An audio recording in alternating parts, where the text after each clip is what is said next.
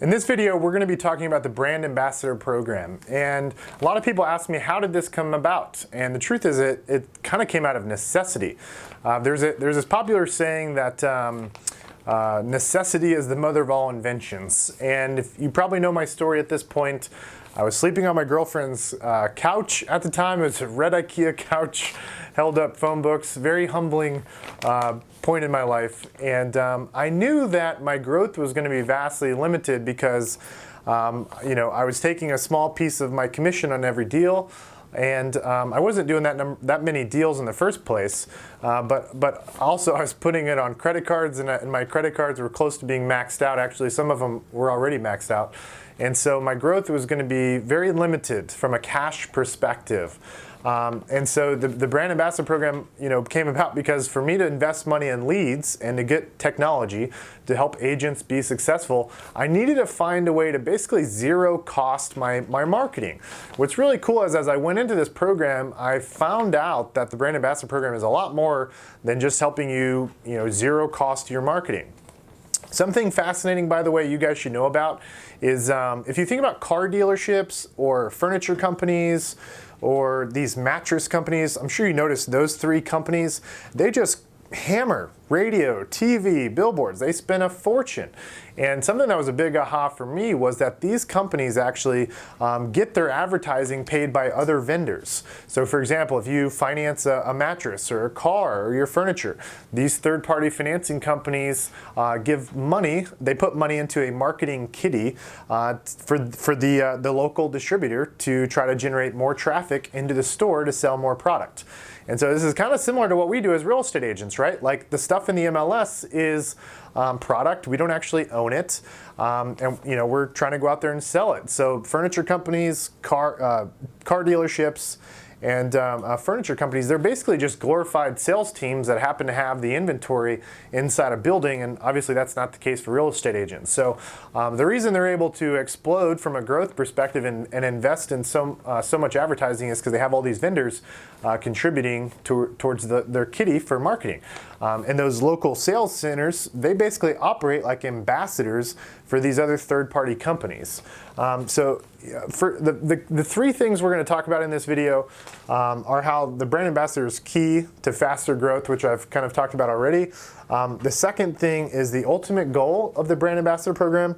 And third are some of the early mistakes I made. So regarding the Brand Ambassador Program, in terms of growth, obviously zero basing your marketing costs is great, but just to dovetail into the early mistakes for a minute, I was going online and I was looking for companies that were spending money to generate leads because I also was buying leads. For example, I'd get expired and withdrawn leads, which are great for home remodeling companies, by the way. I was going and buying buyer leads, people that were searching online to buy a home. And coincidentally, these buyers need to get services when they buy a home, like homeowner's insurance, a home warranty. By the way, just a quick disclaimer, I'm not a RESPA attorney or CFBP or any of that stuff. I highly encourage you to get guidance and advice from one of those people.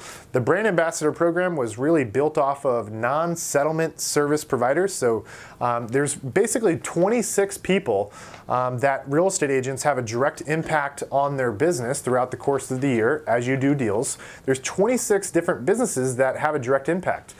There's a study by the National Association of Realtors that says when a home sells, there's an injection into the U.S. economy over $86,000. So there's a lot of people that are benefiting from a home sale.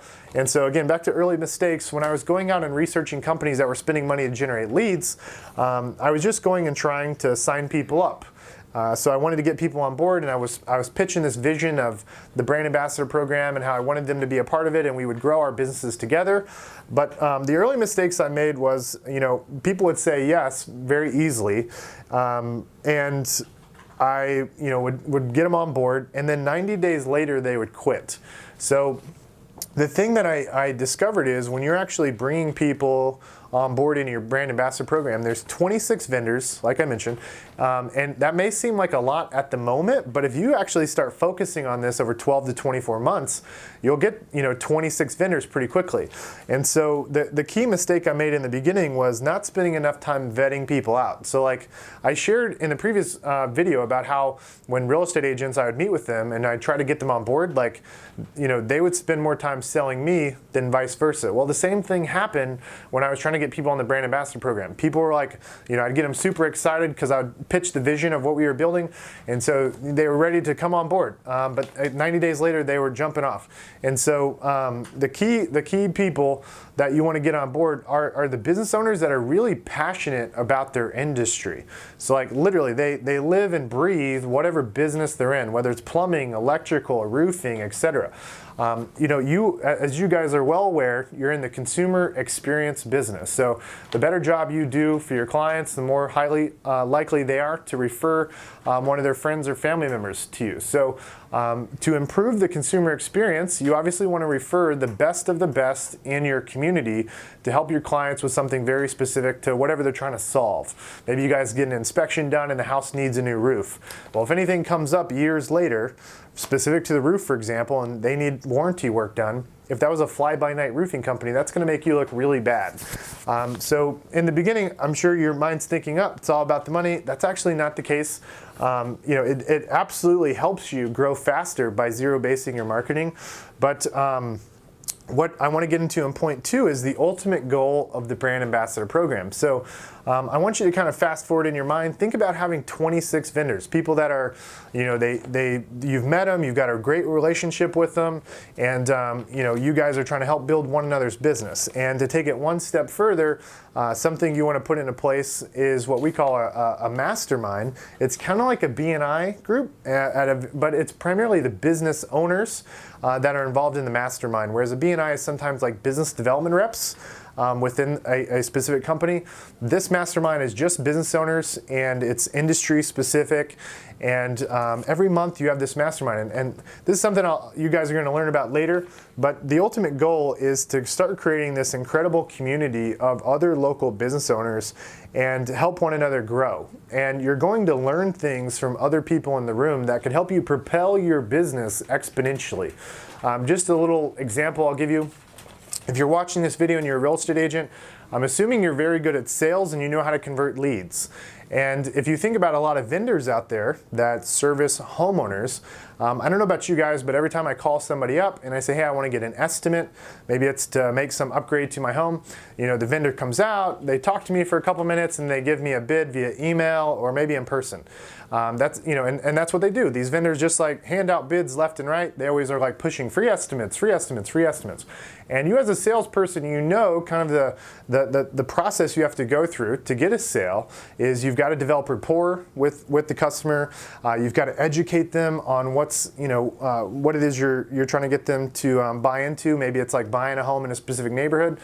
Third, you've got to differentiate yourself. So wherever you live, there's probably lots of real estate agents, and so you've got to differentiate yourself and make consumers see value in you as a real estate agent, and then ask for the business on the spot. So, if you think about all the home improvement companies out there, like none of them do that. They're handing out free estimates left and right.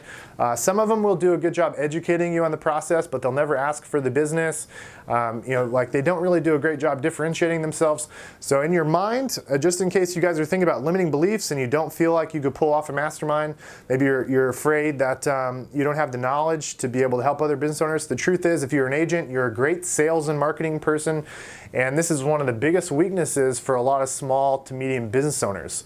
They're great plumbers, they're great electricians, they're great at roofing, they do granite countertops or cabinets, and they're great at their craft, but they don't understand the sales process, and they just, it's a shotgun approach. They send out tons of estimates and just hope some of them will come back to them.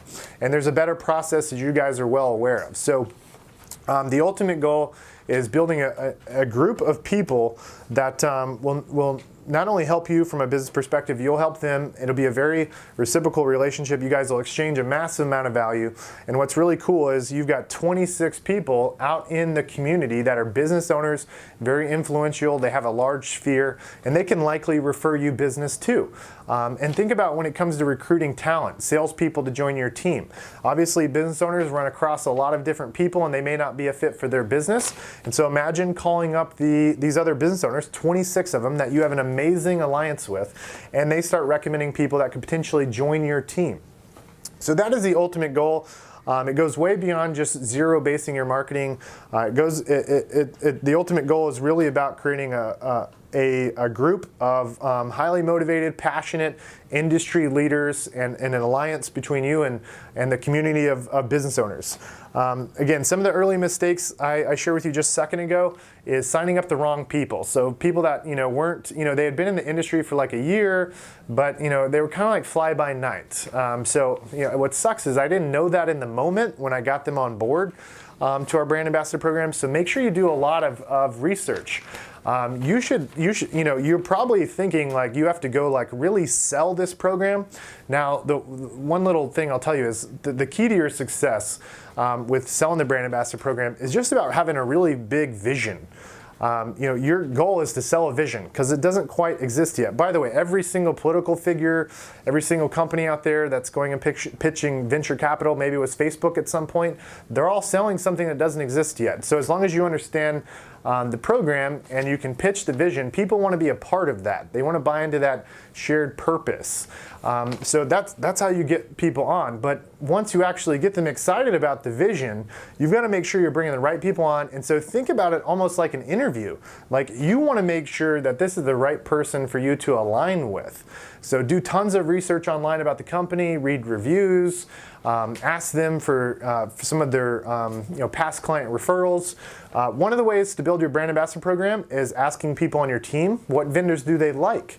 There's also lots of Facebook groups out there for real estate agents. You can post in these Facebook groups and ask fellow real estate agents, like, what's a company you really, really like that you like working with? Maybe it's roofing, countertops, cabinets, whatever. And that's how you can find potential people that you should go and align with. So I didn't spend the due diligence on the beginning. I was too excited about getting them on board. That was probably my biggest mistake.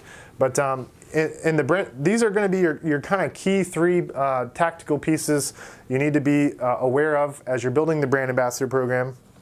In the next video, we're actually going to be talking about marketing and lead generation. So once you've actually started getting some money through your brand ambassador program, you need to actually start spending that money and generating leads so you can recruit agents and help agents have more success. So in this next video, we'll be talking about the marketing and lead generation pillar.